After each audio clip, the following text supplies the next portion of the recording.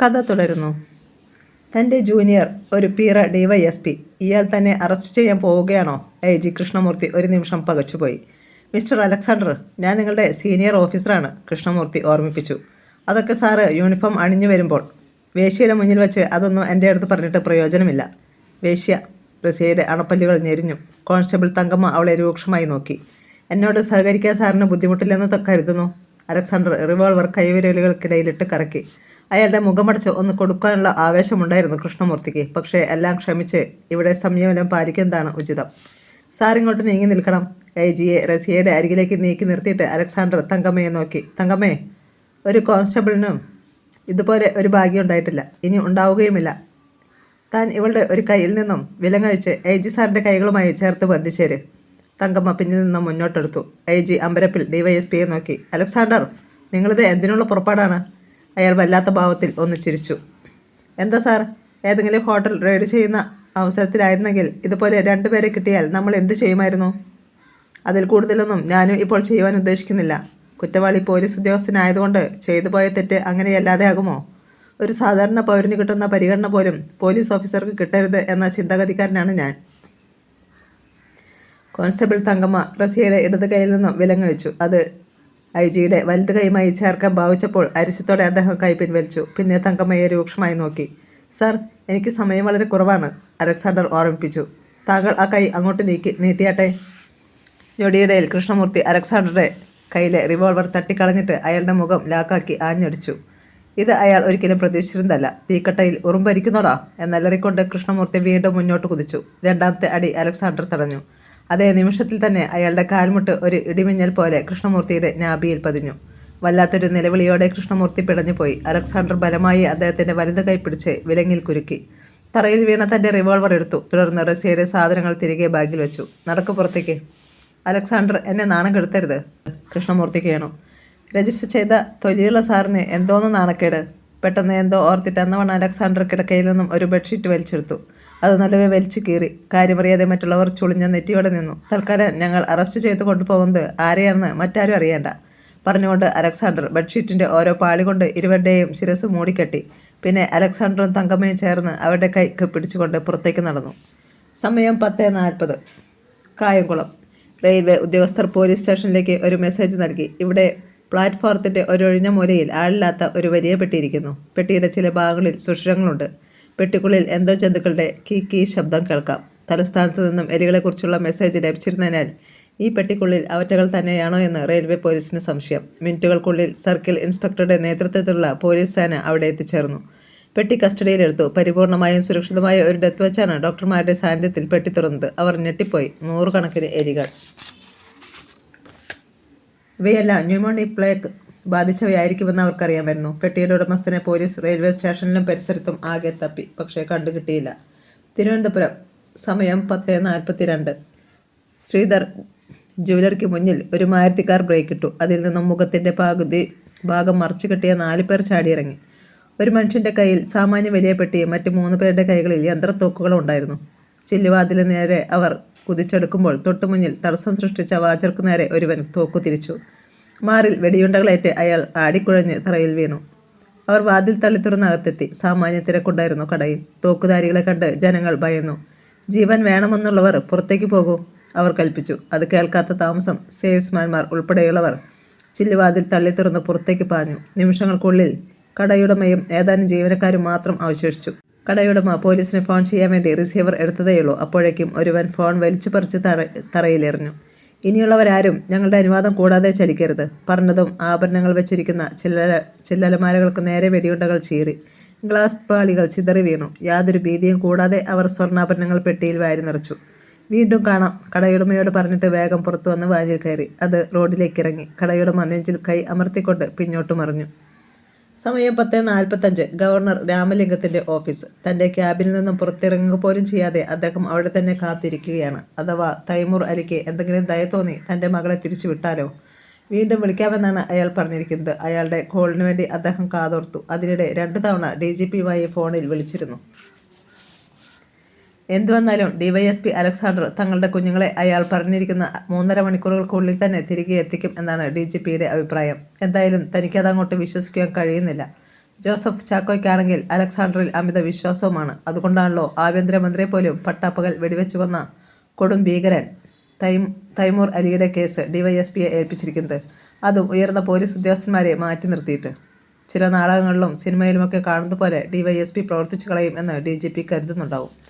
ഏതായാലും ടെലഫോണിലൂടെ താൻ ഒരു കാര്യം വ്യക്തമാക്കി കഴിഞ്ഞു. തനിക്ക് റോജയെ ജീവനോടെ കിട്ടിയേ മതിയാകൂ. ഒരു കുഞ്ഞിക്കാല് കാണുവാൻ കഴിയാതിരുന്നപ്പോഴത്തെ പ്രയാസം തനിക്കേ അറിയൂ.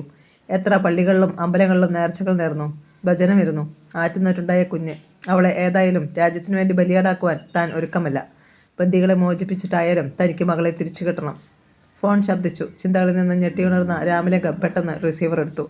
എൻ്റെ കാൾ പ്രതീക്ഷിച്ചിരിക്കുകയായിരുന്നെന്ന് തോന്നുന്നല്ലോ. അപ്പുറത്തു നിന്നും തൈമൂർ അലിയുടെ സ്വരം ഉയർന്നു. എന്ത് തീരുമാനിച്ചു താങ്കൾ? അത് തന്നെയാണ് എനിക്കും അറിയേണ്ടത്. എൻ്റെ കാര്യത്തിൽ യാതൊരു വിട്ടുവീഴ്ചയുമില്ല, തൈമൂർ പറഞ്ഞു. ഞാൻ അന്ത്യശാസനം തന്നിട്ടുള്ള 3 മണിക്കൂർ 30 മിനിറ്റുകൾ കഴിയുമ്പോൾ പെൺകുട്ടികൾ ഈ ലോകത്തു നിന്നും യാത്രയാകും. അക്കാര്യത്തിൽ ഇനി സംശയമേ വേണ്ട. രാമലിംഗത്തിൻ്റെ ഇടനെഞ്ച് പിടഞ്ഞു. ഞാൻ നിങ്ങൾക്ക് എത്ര പണം വേണമെങ്കിലും തരാം. എനിക്ക് എൻ്റെ കുഞ്ഞിനെ കേടുകൂടാതെ തിരികെ കിട്ടണം. ആർക്ക് വേണം നിങ്ങളുടെ പണം? പണത്തിൻ്റെ പുറത്ത് കിടന്ന് ഉറങ്ങുന്നവനാണ് തൈമൂർ, അറിയാമോ? എനിക്ക് വേണ്ടത് എൻ്റെ ആൾക്കാരെയാണ്. അത് നിങ്ങൾക്കാവുമോ? കഴിയില്ലെങ്കിൽ നിങ്ങളെന്തിനാണ് ഗവർണർ എന്ന് പറഞ്ഞ് ഞെളിഞ്ഞു ഇരിക്കുന്നത്? അതോ കേരളീയരെ ഭയന്നിട്ടാണോ? പോകാൻ പറ. രാമലിംഗം ശബ്ദിക്കാതിരുന്നപ്പോൾ തൈമൂർ അലി തുടർന്നു. നിങ്ങൾ ഒരു ഭീരുവാണെന്ന് എനിക്ക് ഉറപ്പായി. എൻ്റെ ആൾക്കാർ കേരളം നശിപ്പിച്ചുകൊണ്ടിരിക്കുന്നു. മിക്കവാറും ഈ നില തുടർന്നാൽ ജീവനോടെ നിങ്ങൾക്കും കേരളത്തിൽ നിന്ന് തിരികെ പോകുവാൻ കഴിയുമെന്ന് വിചാരിക്കേണ്ട. പിന്നെ മകളുടെ ഇപ്പോഴത്തെ നില എങ്ങനെയെന്ന് ഡാഡിക്ക് കാണണ്ടേ? അത്രയും പറഞ്ഞതും ഫോൺ കട്ടായി. ചില സെക്കൻഡുകൾക്കുള്ളിൽ SI റാങ്കുള്ള ഒരു ഉദ്യോഗസ്ഥൻ ഗവർണറുടെ ക്യാബിന് മുന്നിലെത്തി. അകത്തേക്ക് വരുവാൻ അനുവാദം ചോദിച്ചു. യെസ്. അയാൾ മനോഹരമായി പൊതിഞ്ഞ ഒരു കട്ടിയുള്ള സാധനം ഗവർണറുടെ മുന്നിൽ വെച്ചു. എന്താണിത്? അങ്ങയുടെ അളിയനാണെന്ന് പറഞ്ഞ് ഒരാൾ ഇത് കൊണ്ടുവന്ന് തന്നു. അദ്ദേഹത്തിന് അത്യാവശ്യമായി ഒരിടം വരെ പോകണമെന്നും ഉച്ചയ്ക്ക് ശേഷം അങ്ങയെ വന്ന് കണ്ടുകൊള്ളാമെന്നും പറഞ്ഞു. തൻ്റെ അളിയനോ? രാമലിംഗത്തിനൊന്നും മനസ്സിലായില്ല. അദ്ദേഹം ഒന്ന് മൂളിയ ഉടനെ ഉദ്യോഗസ്ഥൻ ഇറങ്ങിപ്പോവുകയും ചെയ്തു. ആ കവറിൽ തൻ്റെ അഡ്രസ്സ് എഴുതിയിരിക്കുന്നത് ഗവർണർ കണ്ടു. അദ്ദേഹം ആകാംക്ഷയോടെ കവർ വലിച്ചു കീറി. അതിനുള്ളിൽ ഒരു വീഡിയോ കാസ്റ്റ് ആയിരുന്നു. രാമലിംഗത്തിൻ്റെ മുഖത്ത് ഉദ്വേഗം നിറഞ്ഞു. വേഗം തന്നെ അദ്ദേഹം അത് VCRൽ നിക്ഷേപിച്ചു. TV-യും ഓൺ ചെയ്തു. അതിൽ ചിത്രങ്ങൾ തെളിയുവാൻ തുടങ്ങി.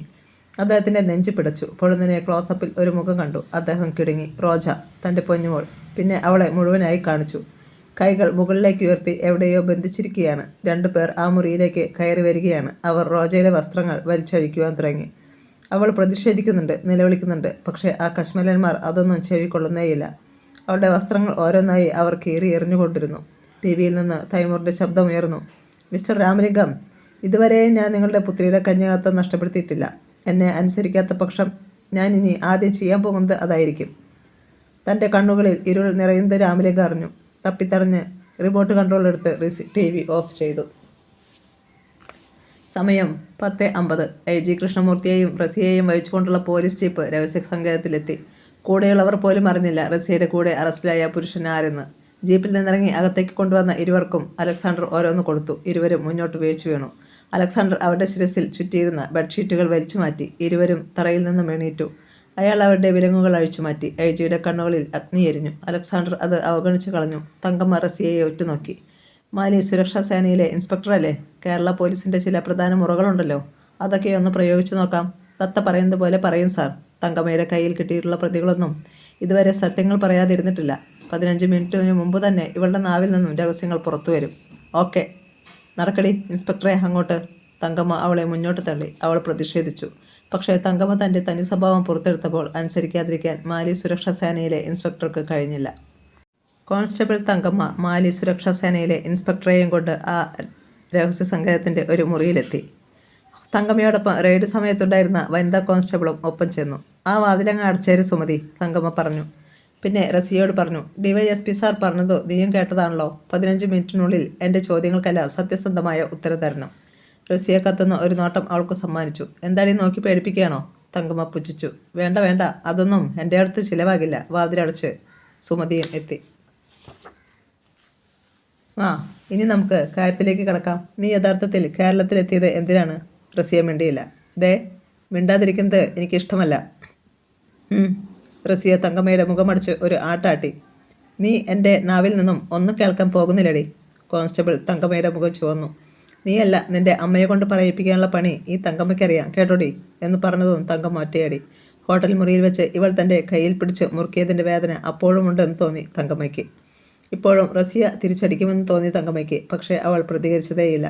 താൻ വിചാരിക്കുന്നത്ര വേഗത്തിൽ ഇവൾ കാര്യങ്ങളൊന്നും പുറത്തുവിട്ടില്ലെന്ന് മനസ്സിലായ തങ്കമ്മ സുമതിയുമായി കൂട്ടുചേർന്ന് റസിയയുടെ കൈകൾ മുകളിലെ ഹുക്കിൽ നിന്നും കിടന്നിരുന്ന കയറിൽ ബന്ധിച്ചു.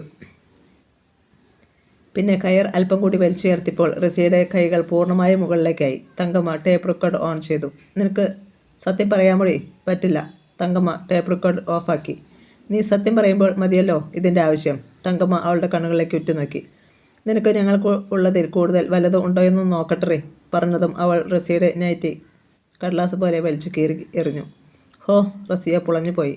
അവളുടെ അസാധാരണമായ മേനിയഴകിൽ ഒരു സെക്കൻഡ് തങ്കമ്മയും സുമതിയും വീഴ്ച നിന്നുപോയി. സ്ത്രീകൾക്ക് പോലും അസൂയ തോന്നുന്നത്ര അഴക്. ചുമ്മാതെയല്ലോടി നിന്നെ തേടി വമ്പന്മാർ പോലും എത്തുന്നത്. തങ്കമ്മ മൂക്കത്ത് വിരൽ വെച്ചു. മാലിയിലെങ്ങും ആണുങ്ങൾ ഇല്ലാഞ്ഞിട്ടാണോടി നീ കേരളത്തിലേക്ക് പോകുന്നത്? അവർ തങ്കമ്മയെ തുറച്ചു നോക്കിക്കൊണ്ട് തന്നെ നിന്നു. തങ്കമ്മ ഒരു ലാത്തി കയ്യിലെടുത്തു. അത് അവളുടെ നെറ്റിയിൽ മുട്ടിച്ചു. പറയടി. തങ്കമ്മയുടെ സ്വരത്തിന് കട്ടിക്കൂടി വരികയാണ്. നീ കേരളത്തിൽ എന്താവശ്യത്തിനാണ് താമസിക്കുന്നത്? വെറുതെ. വേണ്ട. ഇനിയും കള്ള പറയാനാണ് പുറപ്പാടെങ്കിൽ നിനക്ക് വളരെ മൃഗീയമായ രൂപത്തിൽ വേദന അനുഭവിക്കേണ്ടി വരും. അവർ വല്ലാത്ത ഭാവത്തിൽ ചിരിച്ചു. റസിയ അത് ചെവി കൊണ്ടില്ല. അവളുടെ നെറ്റിയിൽ മുട്ടിച്ചിരുന്ന ലാത്തി തങ്കമ്മ പതിയെ താഴേക്ക് നിരക്കി. പറയടി വേഗം. ലാത്തി താഴേക്ക് നിരങ്ങുകയാണ്. അവളുടെ മാറിടങ്ങൾക്ക് മുകളിൽ തങ്കമ്മ ലാത്തി അമർത്തി. ഒരുപാട് പുരുഷന്മാരെ കൊതിപ്പിച്ചിട്ടുള്ള നിന്റെ അവയവങ്ങളൊക്കെ തല്ലി പഴുപ്പിച്ച് കളയും ഞാൻ. കടുത്ത വേദനയിൽ റസിയ കുലുങ്ങിയില്ല. അണപ്പല്ലുകൾ ഞെരിച്ചമർത്തി നിന്നു. ലാത്തി വീണ്ടും താഴേക്ക്. അത് റസിയയുടെ മനോഹരമായ പൊക്കിളിൽ മുട്ടി നിന്നു. പറയടി. തങ്കമ്മയുടെ കണ്ണുകളിൽ കോപം കത്തി. അവൾ ലാത്തി പിൻവലിച്ച് ശക്തിയിൽ റസിയയുടെ പൊക്കിളിൽ ഒറ്റയിടി. ഡമ്മേ. റസിയയുടെ കണ്ണിൽ നിന്നും ലാവ് പോലെ കണ്ണീർ ഒലിച്ചിറങ്ങി. കയറിൽ തൂങ്ങി ഒരു ഇറച്ചിത്തുണ്ടുമാതിരി അവൾ ആടി. വയറ്റിൽ ഒരിടിമിന്നൽ പതിഞ്ഞ പ്രതീതിയായിരുന്നു അവൾക്ക്. വീണ്ടും തങ്കമ്മ റസിയയുടെ പൊക്കിളിൽ ലാത്തി വെച്ചു. സത്യം പറയുവാൻ നീ മടിക്കുന്ന ഓരോ നിമിഷങ്ങളിലും നിന്റെ വേദന വർദ്ധിച്ചുകൊണ്ടിരിക്കും. എന്തു വന്നാലും താൻ രഹസ്യം വിട്ടുകൊടുക്കില്ലെന്ന ഭാവത്തിലായിരുന്നു റസിയ. തങ്കമ്മ വാച്ച് നോക്കി. താൻ ഇവളെ ചോദ്യം ചെയ്യാൻ തുടങ്ങിയിട്ട് 5 മിനിറ്റോളം ആകുന്നു. ഇനി താമസിപ്പിക്കരുത്. പിന്നെ സർവ്വശക്തിയും ഉപയോഗിച്ച് ഒറ്റ അമർത്ത്. റസിയയുടെ കണ്ണ് തള്ളി. അവളുടെ അലർച്ചയിൽ ആ രഹസ്യ സങ്കേതം കിടുങ്ങി. ഒരു പഴുപ്പിച്ച ലോഹം കുത്തിയിറക്കിയതുപോലെയാണ് അവൾക്ക് തോന്നിയത്. അവൾ അർദ്ധബോധാവസ്ഥയിലേക്ക് വഴുതി വീഴുകയായിരുന്നു. അതിനിടെ വാക്കുകൾ തെറിച്ചു വീണു. കൊല്ലരുത്. ഞാൻ പറയാം. തങ്കമ്മയുടെ ചുണ്ടുകളിൽ വിജയത്തിൻ്റെ ചിരി. ഈ നേരത്ത് ഡിവൈഎസ്പി അലക്സാണ്ടർ റസിയയുടെ ഡയറി പരിശോധിക്കുകയായിരുന്നു. അതിൽ കണ്ട ചില ഫോൺ നമ്പറുകൾ അയാൾ എക്സ്ചേഞ്ചിലേക്ക് വിളിച്ചു തിരക്കി. മറുപടി നടക്കുന്നതായിരുന്നു. കേരളത്തിലെ ചില ആണവ ശാസ്ത്രന്മാരുടെ പേഴ്സണൽ ഫോൺ നമ്പറുകൾ. അലക്സാണ്ടറുടെ തലച്ചോറ് പുകഞ്ഞു. ഇവൾ ചില്ലറക്കാരിയല്ലെന്ന തോന്നൽ. മാത്രമല്ല പാകിസ്ഥാനിൽ നിന്ന് വന്ന 1-2 കത്തുകൾ. അതിൽ ISIയുടെ കാര്യം ധനിപ്പിക്കുന്ന വാചകങ്ങൾ. ഇവൾ ISIയുടെ ഏജന്റ് കൂടിയോ? നിമിഷങ്ങൾക്കുള്ളിൽ കോൺസ്റ്റബിൾ തങ്കമ്മ കടന്നു വന്നു. സാർ. അവൾ ടേപ്പ് റെക്കോർഡർ മേശപ്പുറത്ത് വെച്ചു. റസിയ എല്ലാ കാര്യവും പറഞ്ഞു. ഡിവൈഎസ്പി തങ്കമ്മയെ അഭിനന്ദിച്ചു. അനന്തരം ടേപ്പ് റെക്കോർഡർ ഓൺ ചെയ്തു. തൻ്റെ തല മരവിക്കുന്ന പോലെ തോന്നിയ അലക്സാണ്ടർക്ക് റസിയയുടെ ശബ്ദത്തിനു പിന്നിലെ സത്യങ്ങൾക്ക് ചാട്ടുള്ളിയുടെ ശക്തിയുണ്ടായിരുന്നു. അവൾ തൈമൂർ അലിയുടെയും പാക് ചാരസംഘടനയായ ISIയുടെയും അടുത്ത ഏജന്റാണ്. കേരളത്തിൽ അവൾ എത്തിയതിൻ്റെ അതിപ്രധാനമായ ലക്ഷ്യം ഭാരതം അടുത്തിടെ വിജയകരമായി വിക്ഷേപിച്ച റോക്കറ്റിൻ്റെ രഹസ്യം തേടിയാണ്. വലിയ കാലതാമസമില്ലാതെ ഇന്ത്യ അതിശീത റോക്കറ്റ് എഞ്ചിൻ വികസിപ്പിക്കുമെന്ന് എല്ലാവരും പ്രതീക്ഷിക്കുകയും ചെയ്യുന്നു. എങ്ങനെയും ഈ പദ്ധതി തടയേണ്ടത് പാകിസ്ഥാൻ്റെ ആവശ്യമാണ്. ഇതിനായി റസിയ ലിക്വിഡ് പ്രൊപ്പൽഷൻ സിസ്റ്റം സെക്കൻഡിലെ അതിശീഘ്ര റോക്കറ്റ് എഞ്ചിൻ ഫാബ്രിക്കേഷൻ വിഭാഗത്തിലെ സീനിയർ ശാസ്ത്രജ്ഞനുമായി ബന്ധം കൂടിയിരിക്കുന്നു. ഇതിനിടയിൽ കോടികൾ കൈപ്പറ്റിക്കൊണ്ട് IG കൃഷ്ണമൂർത്തി റസിയയെ സഹായിക്കുന്നു. ടേപ്പ് റെക്കോർഡർ ഓഫ് ചെയ്തിട്ട് സിരകളിൽ തിളച്ചുമറിയുന്ന കോപത്തോടെ കൃഷ്ണമൂർത്തിയുടെ അരികിലേക്ക് കുതിച്ചു അലക്സാണ്ടർ. പുറത്ത് ചവിട്ടേറ്റപ്പോൾ മാത്രമാണ് കൃഷ്ണമൂർത്തി വിവരം അറിയുന്നത് തന്നെ. നായിൻ്റെ മോനെ, കോടികൾ കോഴ വാങ്ങി നീ നാടിനെ ഒറ്റിക്കൊടുക്കുകയാണ് അല്ലടാ. ചോദ്യവും അടിയും തുടർന്നു. സമയം 11 മണി. തൻ്റെ അനുചരന്മാർ കൊണ്ടുവന്ന ലക്ഷങ്ങൾ വിലമതിക്കുന്ന ആഭരണങ്ങളിലേക്ക് നോക്കിയിട്ട് ഹമീദുള്ള ഖാൻ പൊട്ടിച്ചിരിച്ചു. കൊള്ളാം. ഇത് നമുക്കൊരു പുതിയ ബിസിനസ്. വരുന്ന 1.5 മണിക്കൂർ കൂടി മുന്നിലുണ്ട്. ആർക്കും പിടികൊടുക്കാതെ കഴിയുന്നത്ര കൊള്ളയും കൊള്ളിവയ്പ്പുകളും നടത്തുക. അനുയായികളും സന്തോഷത്തിലായിരുന്നു. തൈമൂർ തരുന്ന ശമ്പളം കൂടാതെ ഇത്തരം ഒരു ബിസിനസ് കൂടി. കൊള്ളാം. തൈമൂർ അലിക്ക് അതങ്ങോട്ട് വിശ്വസിക്കാൻ കഴിഞ്ഞില്ല. പക്ഷേ വിളിച്ചറിയിച്ചിരിക്കുന്നത് തനിക്ക് വളരെ വിശ്വസ്തനായ ഒരാളും. റസിയയെയും IG കൃഷ്ണമൂർത്തിയെയും അറസ്റ്റ് ചെയ്തിരിക്കുന്നു. റോക്കറ്റ് തേടിയെത്തിയവരും പരാജയപ്പെട്ടിരിക്കുന്നു. തൈമൂറിന് തോന്നി താൻ ഭ്രാന്തനാകുകയാണെന്ന്. അടിക്കടി പരാജയം. അത് തൈമൂറിന് താങ്ങാനായില്ല. അലമാരിയിൽ നിന്നും റോയൽ സല്യൂട്ടിൻ്റെ ഒരു ഫുൾ ബോട്ടിൽ വലിച്ചെടുത്തു. ഒറ്റപ്പിടിക്ക് അയാൾ വായിലേക്ക് കമഴ്ത്തി. അന്നനാളത്തിലൂടെ മദ്യം എരിഞ്ഞിറങ്ങുമ്പോൾ തൈമൂറിൻ്റെ കണ്ണുകൾ കത്തുകയായിരുന്നു. അവസാന അംഗത്തിനുള്ള പുറപ്പാടായി എന്ന് അന്തരംഗം മന്ത്രിക്കുന്നു. അവസാന വിജയം തൈമൂറിന് തന്നെ. എന്നും അങ്ങനെ തന്നെ. ലക്ഷ്യങ്ങൾ പൂർത്തിയാകുന്നതുവരെ തൈമൂറിൻ്റെ വിജയചരിത്രം നീണ്ടുപോകും. കുപ്പിയിലെ മദ്യ പകുതിയോളം അന്നനാളത്തിലൂടെ ഒഴുക്കിവിട്ടിട്ട് അയാൾ നിവർന്നു. ഇപ്പോൾ ഒരു നവോന്മോഷം കൈവന്നതുപോലെ തോന്നി. അലക്സാണ്ടർ, ആ മിടുക്കനെ തനിക്ക് വേണം. അവൻ്റെ തലച്ചോറിന് എന്തെങ്കിലും പ്രത്യേകതയുണ്ടോയെന്ന് പാകിസ്ഥാനിലെ കുട്ടികൾ പരീക്ഷിച്ചു നോക്കട്ടെ. ഉടനെ അയാൾ വോക്കി ടോക്കിയുടെ ഹമീദുള്ള ഖാനുമായി ബന്ധപ്പെട്ടു. ഹമീദ്, എനിക്കവനെ വേണം, ആ അലക്സാണ്ടറെ, ജീവനോടെ, ഒരു പോറൽ പോലും ഏൽക്കാതെ. മറുപടി ശ്രദ്ധിച്ചില്ല. വോക്കി ടോക്കി അയാൾ താഴെ വെച്ചു. തൈമൂർ വാച്ച് നോക്കി. 2 മണിക്കൂർ പിന്നിടുന്നു. ഇനി 1.5 മണിക്കൂർ. സമയം 11:05. ഗവർണർ രാമലിംഗത്തിൻ്റെ കാർ DGP ഓഫീസിന് മുന്നിൽ ബ്രേക്കിട്ടു. വിവരമറിഞ്ഞ് DGP ഓടിയെത്തി. ഗവർണറെ സ്വീകരിച്ചു. തികഞ്ഞ ഗൗരവത്തിലായിരുന്നു ഗവർണർ. തങ്ങളുടെ ക്യാബിനിലെത്തിയതും ജോസഫ് ചാക്കോ പറഞ്ഞു, സാർ, ഒന്ന് വിളിച്ചിരുന്നെങ്കിൽ ഞാൻ അങ്ങോട്ട് എത്തുമായിരുന്നല്ലോ. എന്തിന്? ഗവർണർ പൊട്ടിത്തെറിച്ചു. എൻ്റെ മകളുടെ ശവശരീരം കാണാനോ? ജോസഫ് ചാക്കോ നെറ്റി ചുളിച്ചു. ഗവർണർ അദ്ദേഹത്തിൻ്റെ മുന്നിലേക്ക് കാസറ്റ് വലിച്ചെറിഞ്ഞു. നോക്ക്. രാമലിംഗത്തിൻ്റെ മുഖത്തേക്കൊന്ന് നോക്കിയിട്ട് ജോസഫ് ചാക്കോ കാസറ്റ് VCPയിൽ നിക്ഷേപിച്ചു. TV-യിൽ തെരഞ്ഞ ചിത്രങ്ങളിലേക്ക് നോക്കി അദ്ദേഹം ഇരുന്നു. ഗവർണറുടെ വാക്കുകളിൽ രോഷം ഇരമ്പി. എനിക്ക് എൻ്റെ മകളെ കിട്ടണം ജോസഫ്. നിങ്ങളുടെ മകൾക്കായിരുന്നു ഈ അവസ്ഥയെങ്കിൽ നിങ്ങൾ നോക്കി നിൽക്കുമായിരുന്നോ? DGPയുടെ ചുണ്ടുകളിൽ ഒരു വരണ്ട ചിരിയുണ്ടായി. പ്ലീസ് സാർ, പറഞ്ഞിട്ട് അദ്ദേഹം തനിക്ക് വന്ന കാസറ്റ് VCPയിലിട്ടു. TV-യിൽ നോക്കിയിരുന്ന ഗവർണറുടെ കണ്ണു തള്ളിപ്പോയി. ഇത് കണ്ടിട്ടാണോ ജോസഫ് നിങ്ങൾ അടങ്ങിയിരിക്കുന്നത്? അല്ലാതെ പിന്നെ എന്ത് ചെയ്യും സാർ? ജോസഫ് ചാക്കോ പറഞ്ഞു. ഇനിയും 1.5 മണിക്കൂർ സമയമുണ്ടല്ലോ. ബന്ദികളെ മോചിപ്പിക്കാതെ കുട്ടികളെ വീണ്ടെടുക്കാൻ കഴിയുമെന്ന് നിങ്ങൾക്ക് തോന്നുന്നുണ്ടോ? ബന്ദികളെ മോചിപ്പിച്ചാൽ അവർ കുട്ടികളെ വിട്ടുതരുമെന്ന് സാറിന് ഉറപ്പുണ്ടോ? DGPയുടെ ചോദ്യത്തിന് മുന്നിൽ ഗവർണർ പരിങ്ങി. ഇല്ല സാർ, ബന്ദികളെ വിട്ടുകിട്ടിയാൽ ഒരിക്കലും തൈമൂർ കുട്ടികളെ തിരിച്ചു തരില്ല. ഗവർണറും അല്പനേരം നിശബ്ദനായിരുന്നു. പിന്നെ നമ്മൾ എന്ത് ചെയ്യും ജോസഫ്? എന്തെങ്കിലും ഒരു വഴിയുണ്ടാക്കാതിരിക്കില്ല സാർ. നമുക്ക് കാത്തിരിക്കാം. പക്ഷേ ഒന്ന് ഞാൻ പറഞ്ഞേക്കാം. ഗവർണർ എണീറ്റു. എൻ്റെ കുഞ്ഞിനെ എന്തെങ്കിലും സംഭവിച്ചാൽ പിന്നീട് ഞാൻ മുകളിലേക്കും താഴേക്കും നോക്കില്ല. ഭാരതം കണ്ടിട്ടുള്ള ഏറ്റവും വലിയ ക്രിമിനലുകളിൽ ഒരാളാകുവാനും ഞാൻ മടിക്കില്ല. DGP അതിന് മറുപടി നൽകിയില്ല. ഗവർണറുടെ കാറ് പോലീസ് ജീപ്പുകളും ഇരമ്പി പാഞ്ഞുപോയി. ഷട്ടർ വീണ്ടും ഉയർന്നു. വാൻ പുറത്തേക്ക് കുതിച്ചു. നേരത്തെ ആംബുലൻസ് എന്നെഴുതി ഒട്ടിച്ചിരുന്ന പേപ്പറുകളും സിഗ്നൽ ലൈറ്റുകളുമൊക്കെ എടുത്തു മാറ്റിയപ്പോൾ അതൊരു പുതിയ വാൻ ആണെന്ന് തോന്നുമായിരുന്നു. കാതുകളിൽ ഹമീദുള്ള ഖാൻ്റെ വാക്കുകളുമായി, കൈകളിൽ ഏതു നിമിഷവും തീയരിക്കുവാൻ പാകത്തിൽ ലൈറ്റ് മെഷീൻ ഗണ്ണുകളുമായി കൊലയാളികൾ കാത്തിരുന്നു. ഭ്രാന്തമായ വേഗത്തിൽ പായുകയായിരുന്ന വാനിൻ്റെ മുന്നിൽ ഒരു മീൻകാരൻ സൈക്കിളുമായി വന്നുപെട്ടു. ഒരു സെക്കൻഡ്. മീൻകാരൻ അന്തരീക്ഷത്തിൽ പറന്നു. മീൻ റോഡിൽ ചിതറി. സൈക്കിൾ തൊട്ടടുത്ത ഓടയിലും വീണു. 11:05 ആ വാൻ ഗോഡൌണിൽ നിന്നും പുറത്തേക്ക് പായുമ്പോൾ 2 കണ്ണുകൾ അത് തന്നെ ശ്രദ്ധിച്ചുകൊണ്ട് തൊട്ടപ്പുറത്തുണ്ടായിരുന്നുവെന്ന വസ്തുത ആരും അറിഞ്ഞില്ല.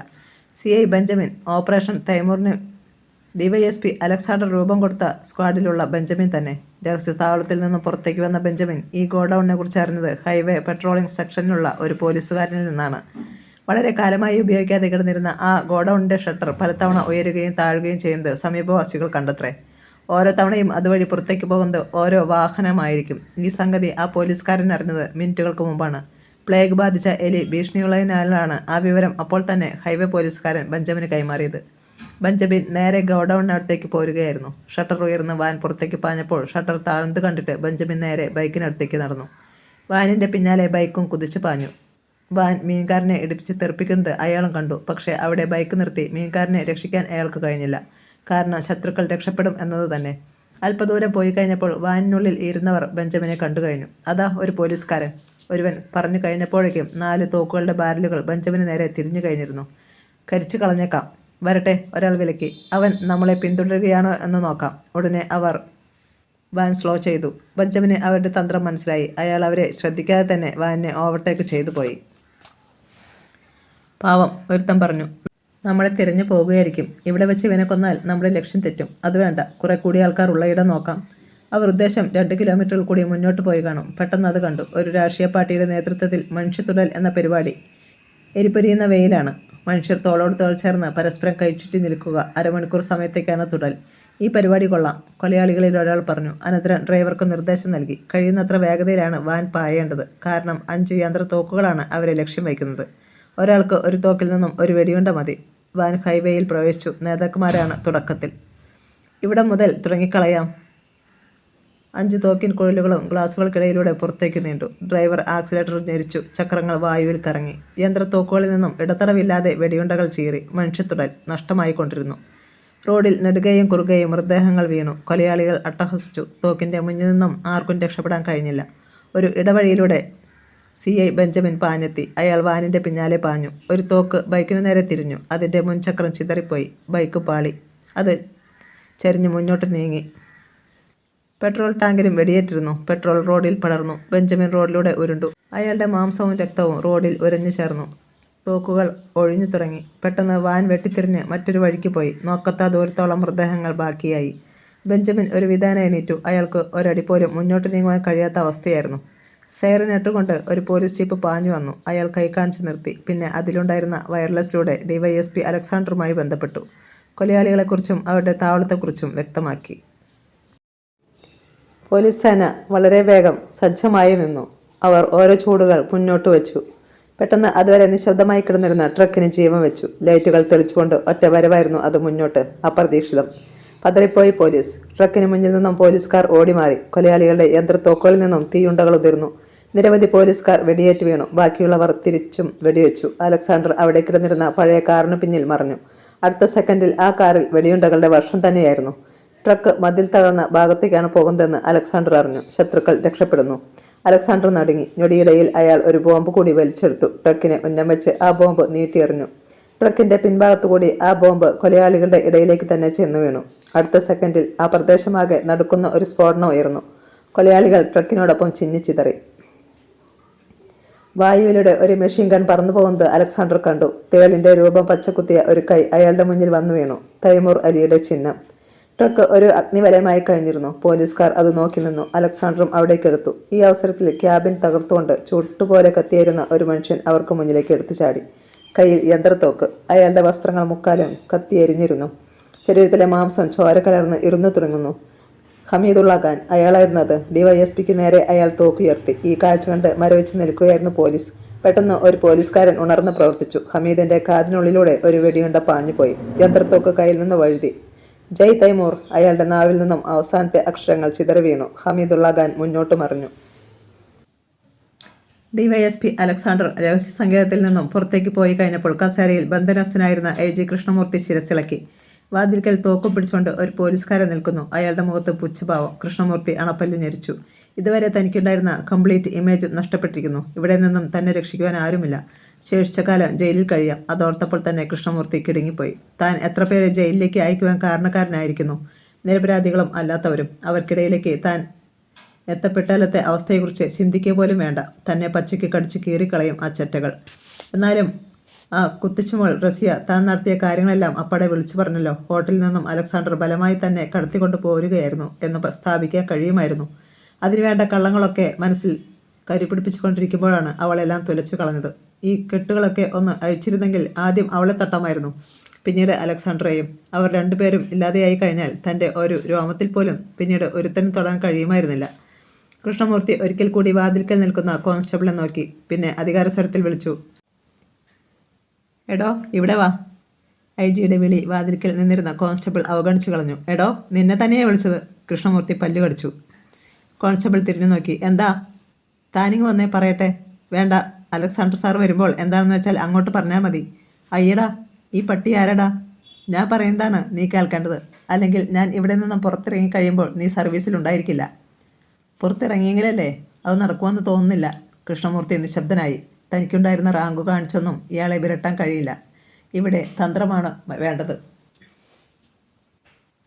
അയാളുടെ തലച്ചോറിൽ മിന്നൽ പോലെ ഒരു ആശയമുണ്ടായി. കൃഷ്ണമൂർത്തിയുടെ മുഖം തെളിഞ്ഞു. എടോ, താനിങ്ങോട്ട് വാ, ഞാനൊന്ന് പറയട്ടെ. അനുനയത്തിൽ നീങ്ങിയാൽ കാര്യം സാധിക്കുമെന്നുറപ്പായി കൃഷ്ണമൂർത്തിക്ക്. എന്താണെന്ന് വെച്ചാൽ അവിടെ ഇരുന്നങ്ങ് പറഞ്ഞാൽ മതി. കോൺസ്റ്റബിൾ വഴങ്ങുന്ന ലക്ഷണമില്ല. രഹസ്യമാടോ, തനിക്കും കൂടി ഗുണമുള്ള കാര്യമാ, വേണമെങ്കിൽ വന്നാൽ മതി.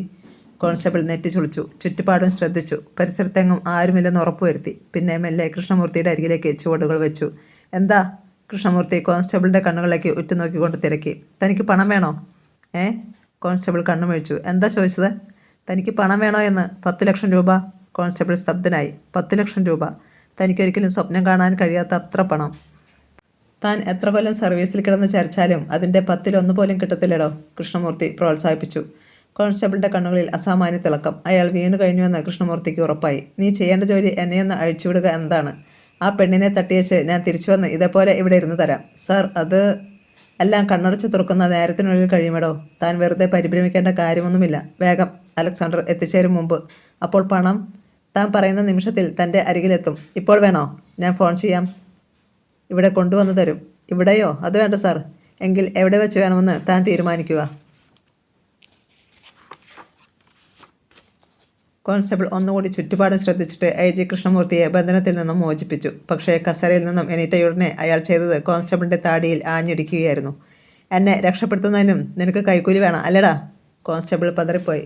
നിലവിളിക്കാനായി വായ തുറന്ന അയാളുടെ പല്ലുകൾക്കിടയിലേക്ക് ഒരു ലോഹക്കുഴൽ കുത്തി കയറ്റപ്പെട്ടു. തോക്ക്. അയാളുടെ കൈവശം ഇരുന്ന തോക്ക് തന്നെയായിരുന്നു അത്. അത് പിടിച്ചു പറിക്കുകയായിരുന്നു കൃഷ്ണമൂർത്തി. കോൺസ്റ്റബിളിൻ്റെ കണ്ണു തള്ളി. കൃഷ്ണമൂർത്തി ക്രൂരമായി ചിരിച്ചു. പിന്നെ തോക്ക് വലിച്ചെടുത്ത് അതിൻ്റെ പാത്തി തിരിച്ച് കോൺസ്റ്റബിളിൻ്റെ ശിരസിൽ ഒറ്റയിടി. നിലവിളിക്കാൻ പോലും അയാൾക്ക് കഴിഞ്ഞില്ല. അതിനു മുമ്പ് മരണം അവനെ പുലുക്കിക്കഴിഞ്ഞിരുന്നു. തലയോട് പിളർന്ന് മൃതദേഹം തറയിൽ വീണു. തോക്കുമായി കൃഷ്ണമൂർത്തി മുന്നോട്ട് കുതിച്ചു. മുറികൾ താണ്ടി. തങ്കമ്മ റസിയെ കൊണ്ട് പോയ ഭാഗം അയാൾക്ക് നല്ല നിശ്ചയമായിരുന്നു.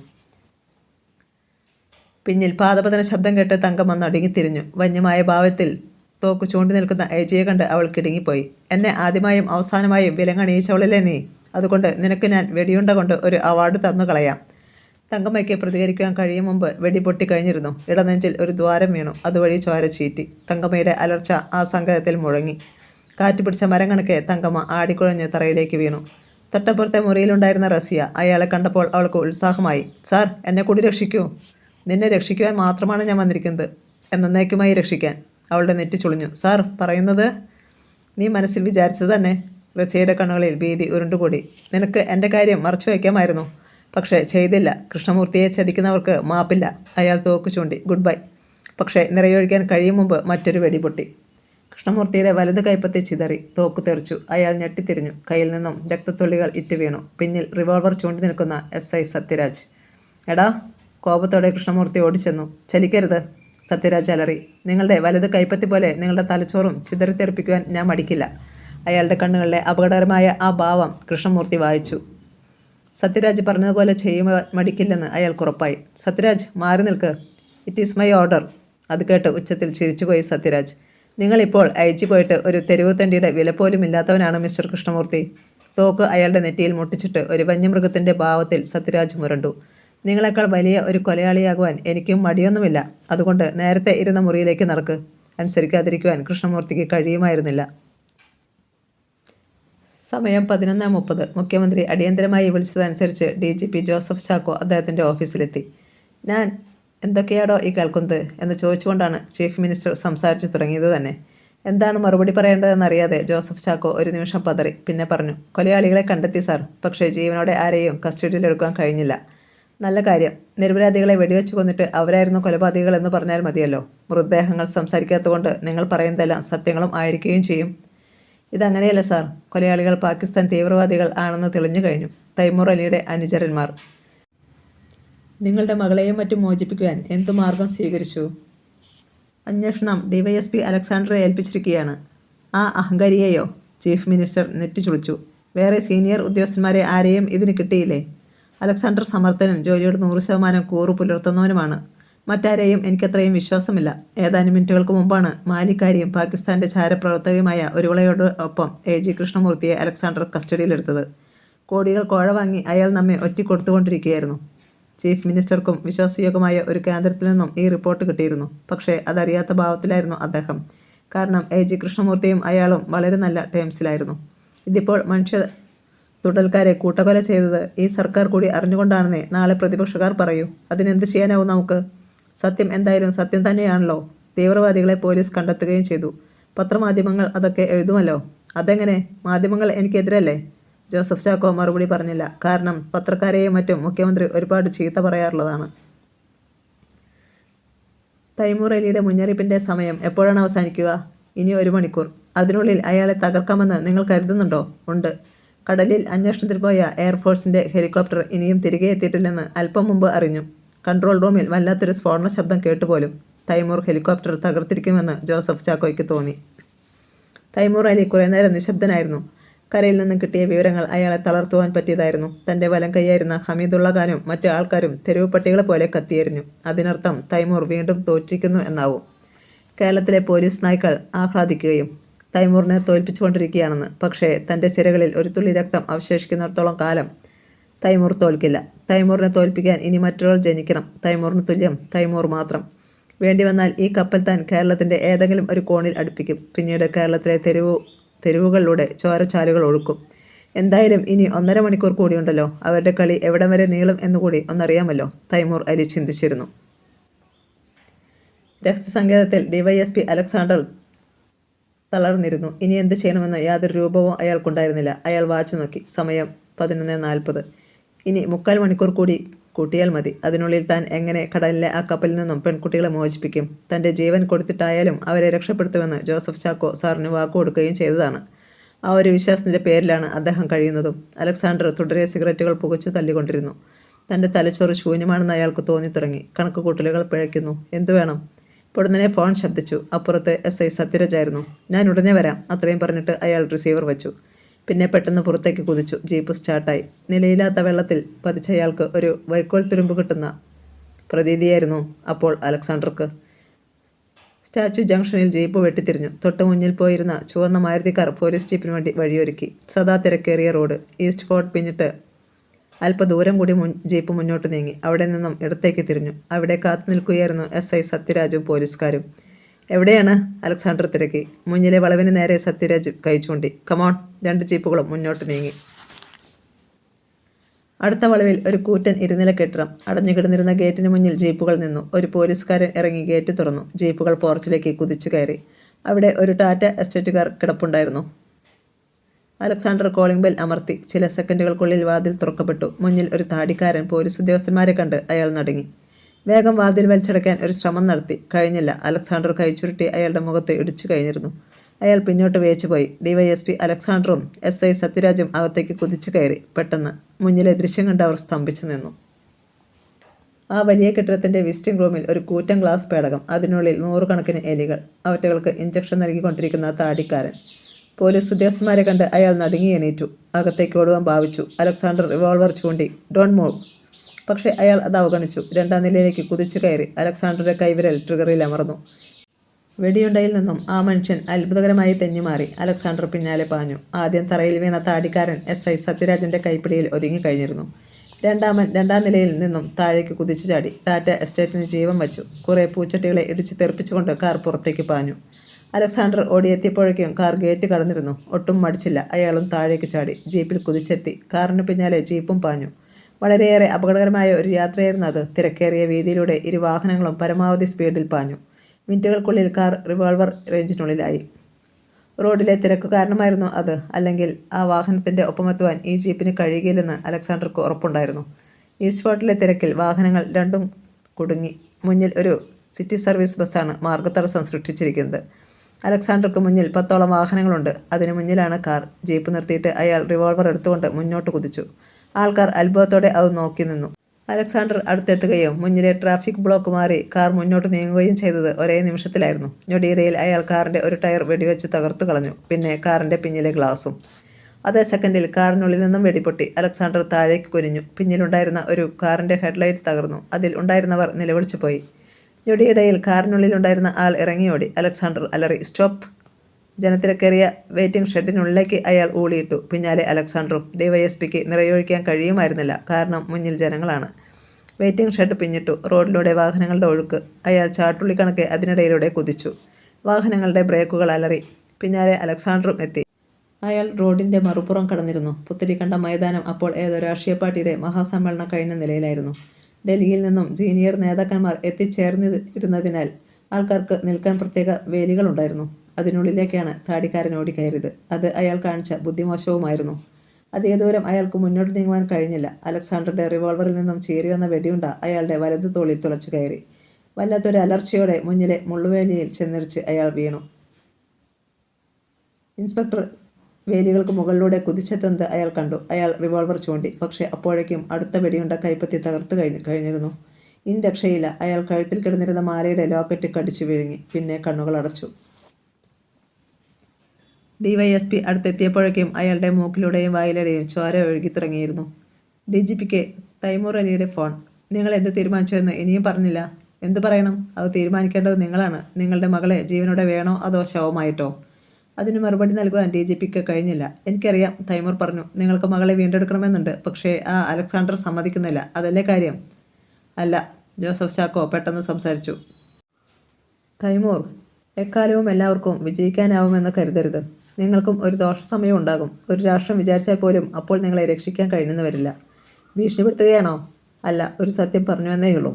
തൈമൂർ ഉച്ചത്തിൽ ചിരിച്ചു. എങ്കിൽ നിങ്ങൾക്ക് തെറ്റിപ്പോയി മിസ്റ്റർ DGP. തൈമൂറിൻ്റെ വിധി തീരുമാനിക്കുന്നത് തൈമൂർ തന്നെയാണ്. അതിനപ്പുറം ഒന്നുമില്ല.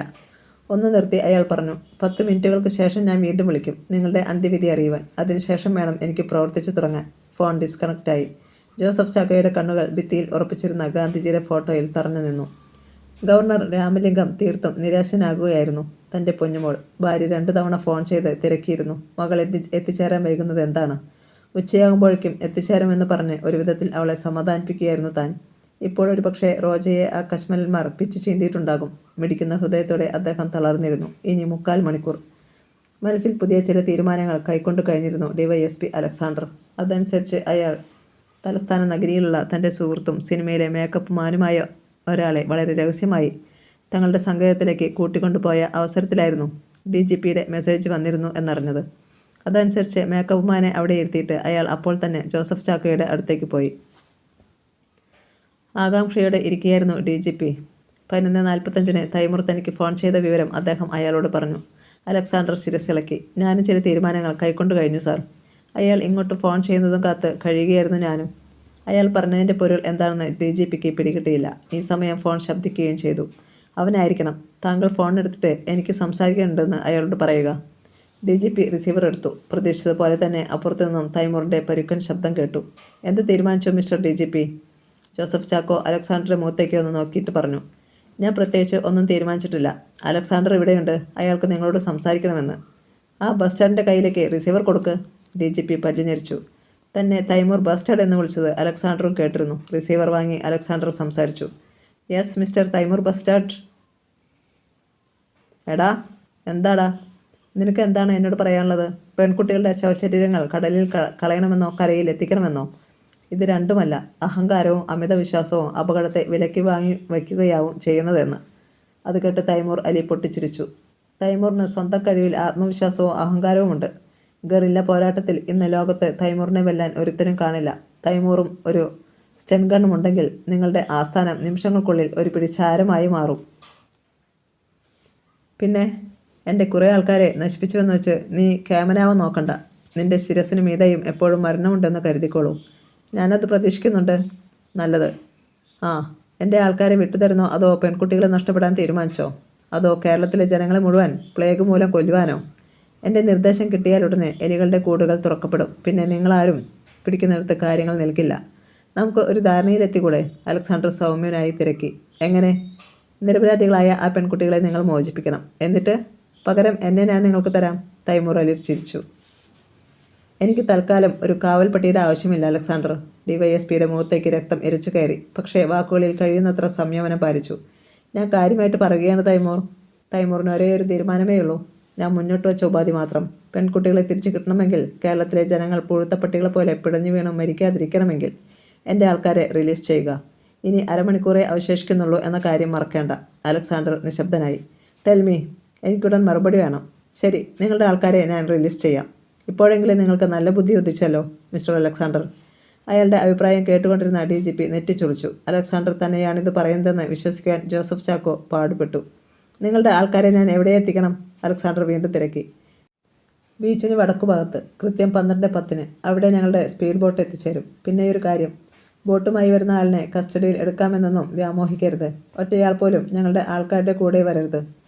ബീച്ചിനരികിൽ അവരെ ഇറക്കിവിട്ടിട്ട് സ്ഥലം പറഞ്ഞു കൊടുത്തിട്ട് നിങ്ങൾക്ക് പോകാം. ബോട്ടിനെ യാതൊരു തരത്തിലും പിന്തുടരാൻ ശ്രമിക്കരുത്. ഇല്ല. പെൺകുട്ടികളെ സുരക്ഷിതമായി ഞാൻ തിരിച്ചേൽപ്പിക്കാം. ഞങ്ങളുടെ ആൾക്കാർ എൻ്റെ അരികിൽ സുരക്ഷിതമായി എത്തിച്ചേർന്നതിന് ശേഷം. കാരണം പോലീസുകാരെ ഞങ്ങൾക്ക് ഒരിക്കലും വിശ്വാസമില്ല. അത് പറ്റില്ല. നിങ്ങളുടെ ആൾക്കാരെ അങ്ങോട്ട് തരുമ്പോൾ ഞങ്ങളുടെ ആൾക്കാരെയും തിരികെ കിട്ടണം. സാധ്യമല്ല. ഞാൻ പറയുന്നത് പോലെയാണെങ്കിൽ നമുക്ക് സഹകരിക്കാം. ഇല്ലെങ്കിൽ ശരി. അവസാനം അലക്സാണ്ടർ സമ്മതിച്ചു. ഫോൺ കട്ടായി. നിങ്ങൾ എന്ത് ഭ്രാന്താണ് അലക്സാണ്ടർ ഈ കാണിക്കുവാൻ പോകുന്നത്? ജോസഫ് ചാക്കോ അയാളുടെ കണ്ണുകളേക്ക് ഉറ്റുനോക്കി. എങ്കിലിത് നേരത്തെ ആകാമായിരുന്നില്ലേ? കുറേ മനുഷ്യരുടെ ജീവനെങ്കിലും രക്ഷിക്കാൻ കഴിഞ്ഞേനെ. ഇതിപ്പോൾ ബന്ദികളെ തിരികെ കിട്ടിക്കഴിഞ്ഞാൽ അവൻ പെൺകുട്ടികളെ തിരിച്ചു തരും എന്ന് എന്താണ് ഉറപ്പ്? ഒരു ഉറപ്പുമില്ല സാർ. നമുക്കങ്ങനെ വിശ്വസിക്കാം. എന്തായാലും ഒന്നുണ്ട് സാർ. നേരത്തെ സാറിന് വാക്കു തന്നതുപോലെ എൻ്റെ ജീവൻ തൈമൂറിന് കൊടുക്കുവാൻ പോവുകയാണ്. അങ്ങനെ കുട്ടികളെ രക്ഷിക്കാൻ ശ്രമിക്കാം. അലക്സാണ്ടർ എന്താണ് ഉദ്ദേശിക്കുന്നതെന്ന് DGPക്ക് മനസ്സിലായില്ല. അയാൾ എണീറ്റു തൊപ്പിയെടുത്ത് തലയിൽ വെച്ചു. മേലുദ്യോഗസ്ഥന് സല്യൂട്ട് നൽകി. ഞാൻ ബന്ദികളെ മോചിപ്പിച്ചോട്ടെ സാർ? ജോസഫ് ചാക്കോ ഒന്ന് മൂളി. കടുത്ത വ്യത. കാരണം അദ്ദേഹത്തിൻ്റെ മുഖം വല്ലാതെ വാടിയിരുന്നു. അലക്സാണ്ടർ പിന്തിരിഞ്ഞു. അയാളെയും കൊണ്ട് ജീപ്പ് കുതിക്കുകയായിരുന്നു. അപ്പോൾ ആ മനസ്സിൽ ഒരു മുഖമുണ്ടായിരുന്നു. തൈമൂർ അലിയുടെ മുഖം. സമയം 12:10. ബീച്ചിന് മുന്നിൽ ഒരു പോലീസ് ജീപ്പ് വന്നു നിന്നു. അതിൽ നിന്നും തൈമൂർ അലിയുടെ ആൾക്കാർ പുറത്തിറങ്ങി. ജീപ്പിൽ അപ്പോൾ എസ് ഐ സത്യരാജും ഡ്രൈവറുമേ ഉണ്ടായിരുന്നുള്ളൂ. ബീച്ചിൻ്റെ വടക്കേ അറ്റത്ത് ചെല്ലുവാനാണ് തൈമൂർ പറഞ്ഞിരിക്കുന്നത്, സത്യരാജ് അറിയിച്ചു. 5 പേരും പൂഴി മണലിലൂടെ നീങ്ങി. ഇക്ബാൽ അലിയാസ് വളരെ പരീക്ഷണനായിരുന്നു. മുഖത്തും ശരീരത്തുമെല്ലാം രക്തം ഉണങ്ങി കട്ട പിടിച്ചിരുന്നു. വസ്ത്രങ്ങൾ കീറി പറഞ്ഞിരുന്നു. അയാളെയാണല്ലോ അലക്സാണ്ടർ ഏറ്റവും അധികം വേദ്യം ചെയ്തത്. ബീച്ചിൻ്റെ വടക്കേ അറ്റത്ത് അവർ എത്തിച്ചേർന്നു. പെട്ടെന്ന് തിരമാലകൾക്ക് മുകളിലൂടെ കുതിച്ചു വരുന്ന ഒരു സ്പീഡ് ബോട്ട് അവർ കണ്ടു. അവർ തിരമാലയിലേക്ക് ഇറങ്ങി. ബോട്ട് നിശ്ചലമായി. അതിൽ 2 പേർ മാത്രമേ ഉണ്ടായിരുന്നുള്ളൂ. വേഗം അവർ പ്രോത്സാഹിപ്പിച്ചു. 5 പേരും ബോട്ടിൽ കയറി. നിങ്ങളുടെ പിന്നാലെ പോലീസ് വന്നിട്ടില്ലല്ലോ? ഇല്ല. ബോട്ട് തിരിച്ചു പാഞ്ഞു. അലിയാസിൻ്റെ മുഖമെന്താണിങ്ങനെ? ആ ബാസ്റ്റർഡ് എന്നെ തല്ലിച്ചതച്ചു. എൻ്റെ മുഖത്ത് കടന്നലുകൾ എന്നു പേരുള്ള ഒരു തരം പ്രാണികളെ കൊണ്ട് കുത്തിച്ചു. എന്നിട്ടും എൻ്റെ നാവിൻ തുമ്പിൽ നിന്നും രഹസ്യങ്ങൾ ചോരുന്നില്ലെന്ന് കണ്ടപ്പോൾ എന്നെ അടിച്ചവശനാക്കി. 120 കിലോമീറ്ററിലധികം വേഗതയിൽ പായുകയായിരുന്നു ബോട്ട്. അധികം വൈകാതെ കടലിൽ നങ്കൂരമിട്ടിരിക്കുന്ന ഒരു കപ്പൽ കാണായി. കിങ്. നിമിഷങ്ങൾക്കുള്ളിൽ ബോട്ട് അതിനരികിൽ നിന്നു. കയർ ഗോവണി താഴേക്ക് വന്നു. ഓരോരുത്തരായി മുകളിലേക്ക് കയറി. ഡെക്കിൽ കടുത്ത വെയിലുണ്ടായിരുന്നു. കണ്ണുകളിൽ അഗ്നി ആവാഹിച്ചെടുത്ത ഒരു മനുഷ്യൻ അവിടെ നിന്നിരുന്നു. തൈമൂർ അലി. അയാൾ ഓരോ മുഖങ്ങളിലേക്കും സൂക്ഷിച്ചു നോക്കി. ആ പട്ടികളുടെ തല്ലും വാങ്ങി വന്നിരിക്കുന്നു. നിനക്കൊന്നും നാണമില്ലല്ലോ എൻ്റെ മുമ്പിൽ ഇങ്ങനെ നിൽക്കുവാൻ? ആരും ശബ്ദിച്ചില്ല. ശബ്ദിച്ചാൽ മറുപടി പറയുന്നത് യന്ത്രത്തോക്കുകളായിരിക്കുമെന്ന് അവർക്കറിയാമായിരുന്നു. അയാൾ ഒരു ചുരുട്ട് കത്തിച്ചു. നിങ്ങളിൽ ആരുടെ നാവിൻ തുമ്പിൽ നിന്നാണ് നമ്മുടെ രഹസ്യങ്ങൾ പുറത്തുപോയത്? ഇടിമുഴക്കം കണക്കെ തൈമൂറിൻ്റെ ശബ്ദം അവരുടെ കാതുകളിൽ തുളഞ്ഞിറങ്ങി. ടെൽമി. ചതിക്കുന്നവർക്ക് തൈമൂർ മാപ്പ് കൊടുക്കില്ലെന്ന് നിങ്ങൾക്കറിയില്ലേ? ശബ്ദം നഷ്ടപ്പെട്ടവരെ പോലെ അവർ പകച്ചു. തൈമൂർ പൊട്ടിച്ചിരിച്ചു. നിങ്ങളിപ്പോൾ പറയണ്ട. കഴിഞ്ഞ 3 മണിക്കൂറിലധികം കേരള പോലീസിൻ്റെ വിരുന്നിൽ പങ്കെടുത്തിട്ട് വന്നവരില്ലേ നിങ്ങൾ? അകത്ത് പോയി നന്നായി വല്ലതും കഴിച്ചിട്ട് വാ. അതിനുശേഷമാകാം ചോദ്യം ചെയ്യൽ. 5 മിനിറ്റ് നിങ്ങൾക്ക് അതിനായി ഞാൻ അനുവദിച്ചിരിക്കുന്നു. ഇപ്പോൾ സമയം 12:15. അവർ ഭീതിയോടെ ഡെക്കിൽ നിന്നും താഴേക്കിറങ്ങി. തൈമൂർ വിളിച്ചു പറഞ്ഞു. 5 മിനിറ്റ് കഴിഞ്ഞ് ഇവിടെ എത്തുന്നതിന് മുമ്പ് ആരൊക്കെയാണ് രഹസ്യങ്ങൾ പറഞ്ഞു പുറത്തു വിട്ടതെന്ന് എന്നോട് പറയണം. അതിനുള്ള തയ്യാറെടുപ്പുകൾ ഇപ്പോഴേ നടത്തിയേക്കൂ. അവർ താഴെ എത്തി. നേരത്തെ പറഞ്ഞതുപോലെ അവർക്കായി അവിടെ ഭക്ഷണം ഒരുക്കി വെച്ചിരുന്നു. എല്ലാവരും ഭക്ഷണത്തിന് മുന്നിൽ ആർത്തിയോടെ ഇരുന്നു. ഇക്ബാൽ അലിയാസ് മാത്രം മറ്റെവിടേക്കോ പോയി. ഈ സമയം കരയിൽ DGPയുടെ ഓഫീസിലേക്ക് SI സത്യരാജ് കടന്നു വന്നു. മേലുദ്യോഗസ്ഥന് സല്യൂട്ട് നൽകിയിട്ട് സത്യരാജ് തിരക്കി. അലക്സാണ്ടർ സാർ പറഞ്ഞിരുന്നു അവരെ ബീച്ചിൽ ഇറക്കിയിട്ട് ഇവിടെ വരണമെന്ന്. DGP ഒന്ന് അമർത്തി മൂളി. അലക്സാണ്ടർ എവിടെ? അറിയില്ല സാർ. രഹസ്യ താവളത്തിൽ ഉണ്ടായിരുന്നുവെന്ന് തോന്നുന്നു. അവരെ കൊണ്ടുപോകണം എന്ന് പറഞ്ഞതിന് ശേഷം ഞാൻ അദ്ദേഹത്തെ കണ്ടില്ല. ഇവിടെ നിന്ന് പോയി കഴിഞ്ഞപ്പോൾ എനിക്ക് അയാൾ ഫോൺ ചെയ്തിരുന്നു. 10 സ്പീഡ് ബോട്ടുകളിൽ കമാൻഡോകളെ കടലിലേക്ക് അയക്കണമെന്ന്. സാർ? തൈമൂർ ഫോൺ ചെയ്തു കഴിഞ്ഞിട്ട് മതിയെന്നാണ് അറിയിച്ചത്. പെൺകുട്ടികളെ തിരികെ തരാൻ കഴിയില്ലെങ്കിൽ ഉടൻ ബോട്ടുകൾ സ്റ്റാർട്ടാവണമെന്നാണ് പറഞ്ഞിരിക്കുന്നത്. ഞാൻ ബോട്ടുകളും കമാൻഡോകളും സജ്ജമാക്കി കഴിഞ്ഞു. ഇത്രയുമൊക്കെ ആയി കഴിഞ്ഞപ്പോൾ അയാൾ എവിടെ പോയി ഇരിക്കുകയാണെന്നാണ് മനസ്സിലാകാത്തത്. ഉടൻ ഫോൺ ശബ്ദിച്ചു. DGP അറ്റൻഡ് ചെയ്തു. തൈമൂർ. അപ്പുറത്തു നിന്നും ശബ്ദം. എൻ്റെ ആൾക്കാർ സുരക്ഷിതമായി ഇങ്ങെത്തി. താങ്ക്സ്. ഞങ്ങളുടെ കുട്ടികൾ? DGP തിരക്കി. ഇവിടെയുണ്ട്. നല്ല ഓമനത്തമുള്ള കുട്ടികൾ. അവരെ എപ്പോൾ നിങ്ങൾ കരയ്ക്കെത്തിക്കും? ഞാനോ? തൈമൂർ പൊട്ടിച്ചിരിച്ചു. നിങ്ങൾക്കെന്താ ഭ്രാന്തുണ്ടോ മിസ്റ്റർ DGP? അവരെ ഇനി നിങ്ങൾക്ക് കണി കാണാൻ പോലും കഴിയില്ല. കാരണം ഞാൻ പാകിസ്ഥാനിലേക്ക് മടങ്ങിപ്പോകുവാൻ തീരുമാനിച്ചു കഴിഞ്ഞു. എൻ്റെ മടക്കയാത്രയിൽ മാനസികോല്ലാസം ഏകാൻ എനിക്ക് ആ കിളന്നു യുവതികൾ ഉപകരിക്കും. അതിനാൽ അവരെ അങ്ങ് മറന്നേക്കുക. തൻ്റെ ഹൃദയത്തിൽ ഒരു അറക്കവാളിൻ്റെ പ്രയോഗം നടക്കുന്നത് ജോസഫ് ചാക്കോ അറിഞ്ഞു. തൻ്റെ പൊന്നുമോൾ. ഇനിയും താൻ രാമലിംഗ സാറിനോട് എന്തു പറയും? അദ്ദേഹം തളർന്നു പോയി. കാര്യങ്ങൾ പിടിവിട്ടു പോയിരിക്കുന്നു. അലക്സാണ്ടർ എവിടെ? പരാജയം സഹിക്കവയ്യാതെ അയാൾ മുങ്ങിയോ? തൈമൂർ അലിയുടെ ശബ്ദം റിസീവറിലൂടെ വീണ്ടും ചിതറി വീണു. പകരത്തിനു പകരം 2 പെൺകുട്ടികൾക്ക് പകരം IG കൃഷ്ണമൂർത്തിയും റസിയയും നിങ്ങളുടെ കസ്റ്റഡിയിലുണ്ടല്ലോ. അതുമതി. ഇപ്പോൾ മനസ്സിലായല്ലോ. അന്തിമ വിജയം തൈമൂറിന് തന്നെയായിരിക്കുമെന്ന്. അലക്സാണ്ടർ എവിടെയുണ്ടോ? ഉണ്ടെങ്കിൽ അയാളോട് പറഞ്ഞേരെ. ചെയ്തു തന്ന ഉപകാരങ്ങൾക്ക് തൈമൂർ നന്ദി പറയുന്നുവെന്ന്. Thank you. ഫോൺ കട്ടായി. വിഷമവും കോപവും ഒക്കെ ഒന്നിച്ചുണ്ടായി ജോസഫ് ചാക്കോയ്ക്ക്. തങ്ങളുടെ മക്കളെ തിരികെ കിട്ടിയിട്ടേ ബന്ദികളെ മോചിപ്പിക്കുമെന്ന് ഉറപ്പിച്ച് പറയാമായിരുന്നു. ആ അലക്സാണ്ടറാണ് ഇങ്ങനെ ചെയ്തത്. മരവിച്ച മട്ടിൽ ഇരിക്കുകയായിരുന്നു SI സത്യരാജും. DGP ഒരു ഭാഗ്യ പരീക്ഷണത്തിനു കൂടി തയ്യാറായി. വയർലെസ് പ്രവർത്തിപ്പിച്ച് ബോട്ടിൽ കാത്തിരുന്ന കമാൻഡോകൾക്ക് മൂവ് ചെയ്യാനുള്ള നിർദ്ദേശം നൽകി. അടുത്ത നിമിഷത്തിൽ 10 സ്പീഡ് ബോട്ടുകൾ ഉൾക്കടൽ ലക്ഷ്യമാക്കി തിരമാലകളുടെ മാറു പിളർന്നുകൊണ്ട് പാഞ്ഞുപോയി. കപ്പൽ. ആർത്തിയോടെ ഭക്ഷണം വാരി വലിച്ചു തിന്നുകയായിരുന്നു കരയിൽ നിന്ന് തിരിച്ചെത്തിയ തൈമൂർ അലിയുടെ ആൾക്കാർ. ഭക്ഷണത്തോടൊപ്പം അവിടെ മുന്തിയ തരം മദ്യവും ഉണ്ടായിരുന്നു. അവർ അതും കുടിച്ചു. ഏതായാലും മരണത്തിന് മുന്നിലേക്കാണ് യാത്രയാകുന്നത്. അതിനു മുമ്പ് വയറു നിറച്ച് വല്ലതും കഴിക്കുകയോ കുടിക്കുകയോ ചെയ്യാമല്ലോ. അലിയാസ് എന്തിയേ? ഒരാൾ തിരക്കി. ആവോ, മറ്റൊരാൾ കൈയിൽ മലർത്തി. മരിക്കുവാൻ പോകുമ്പോൾ ബോസിക്കുന്നതാണ് ചിലർക്ക് ഇഷ്ടം. പെട്ടെന്ന് ധൃതിയിൽ ഇക്ബാൽ അലിയാസ് കടന്നു വന്നു. 4 മിനിറ്റ് കഴിഞ്ഞു. 5 മിനിറ്റാണ് തൈമൂർ സാബ് അനുവദിച്ചിരിക്കുന്ന സമയം. അയാൾ ഓർമ്മിപ്പിച്ചു. ഏതായാലും മരിക്കും. എങ്കിൽ പിന്നെ ജീവിതത്തിൽ ആദ്യമായും അവസാനമായും തൈമൂറിൻ്റെ വാക്കുകളെ ധിക്കരിച്ചു എന്നുള്ള ആശ്വാസമെങ്കിലും ഉണ്ടാകട്ടെ. ഒരുവൻ ഒരു മദ്യക്കുപ്പിയെടുത്ത് വായിലേക്ക് കമഴ്ത്തി. പെട്ടെന്ന് മറ്റൊരാൾ അവിടേക്ക് വന്നു. തൈമൂർ സാബ് വിളിക്കുന്നു, അയാൾ അറിയിച്ചു. 5 പേരും ഡെക്കിലേക്ക് നടന്നു. അവിടെ കാത്തു നിൽക്കുകയായിരുന്നു തൈമൂർ. 5 പേരെയും അയാൾ മാറി മാറി നോക്കി. ആവശ്യത്തിന് ഭക്ഷണവും മദ്യവും കഴിച്ചല്ലോ അല്ലേ? അതെ എന്നർത്ഥത്തിൽ അവർ തലകുലുക്കി. തൈമൂർ മെല്ലെ ചിരിച്ചു. നിങ്ങൾ കപ്പലിൽ കാൽക്കുത്തിയിട്ട് ഇപ്പോൾ കൃത്യം 5 മിനിറ്റുകളായി.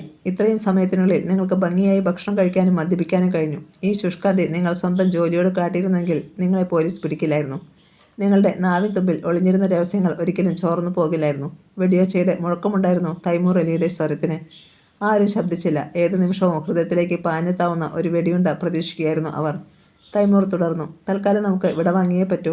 കേരളത്തിൽ ഇപ്പോൾ പ്രവർത്തിക്കാൻ പറ്റിയ സമയമല്ല. അതുകൊണ്ട് ഇനി കടലിനടിയിലൂടെ ഒരു യാത്ര, നേരെ പാകിസ്ഥാനിലേക്ക്. പക്ഷേ അതിനു മുമ്പ് ആർക്കൊക്കെയാണ് ഇവിടെ ഈ അനന്തമായ സാഗരത്തിൽ കഴിയുവാൻ മോഹം? മരണത്തോടടുക്കുകയാണ് തങ്ങൾ. 5 പേര് മുഖാമുഖം നോക്കി. നിങ്ങളിൽ 1-2 പേരാണ് അതിന് അനുയോജ്യർ. ആരൊക്കെയാണത്? അപ്പോഴും അവരിൽ നിശബ്ദത മാത്രം. DYSP അലക്സാണ്ടറിൻ്റെ കാതുകളിലേക്ക് തൈമൂർ അലിയുടെ രഹസ്യങ്ങൾ പകർന്നു കൊടുത്തത് ആരാണെന്ന് വെച്ചാൽ അവർക്കത് തുറന്നു സമ്മതിക്കാം.